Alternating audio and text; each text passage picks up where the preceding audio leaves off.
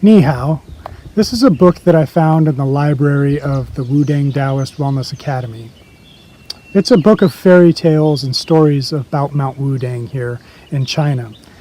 Something that I would have only ran across here. And it's a translation, so you'll have to bear with me with some of the language that's used in it.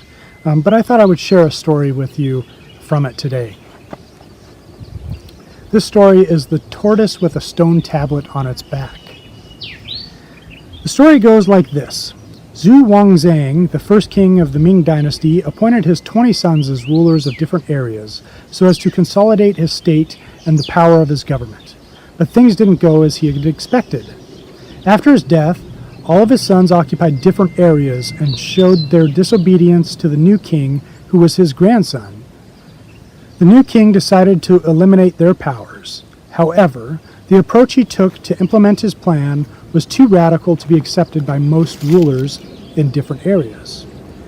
Zhu Di, the most powerful ruler in the north, decided to wage a war against the king. The war caused great casualties to both sides.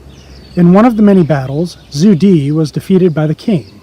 When he and his army came to a big mountain, all his soldiers and war horses were so exhausted that they refused to move forward anymore. But a big river was in their way, and behind them the enemies were approaching. When all the men were in despair, something unusual happened in the river. In the middle of the river, a vortex appeared, and the noise of something big splashing in the water reached their ears. With a fit of deafening sound of billows, a huge tortoise arose from beneath the water. It stretched out its neck and said to them, "Come, jump onto my back. I will carry you across the river." Zhu Di was thus rescued and successfully made it to the other side of the bank. Looking back on the other side, the enemy was trying to manage to cross the river, but they failed. The king was happy to see that they had failed and asked the tortoise what he could do to reward it. The tortoise, shaking his head and tail, said, "I don't need any rewards, but please offer me a position in your court when you ascend the throne. That will be enough." After that, it sank back into the river. Later, the ruler won a series of wars and eventually became the new king of the Ming dynasty. He offered all kinds of positions for his kin and soldiers that followed him, except for the tortoise.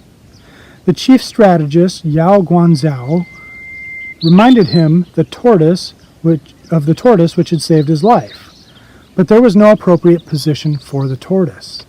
Finally, the king said, "Since the celestial tortoise had saved my life, it should be rewarded heavily.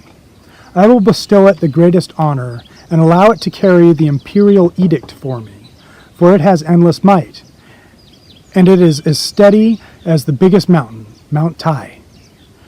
To use it as one to carry the imperial edict symbolizes the consolidation and immortality of my state."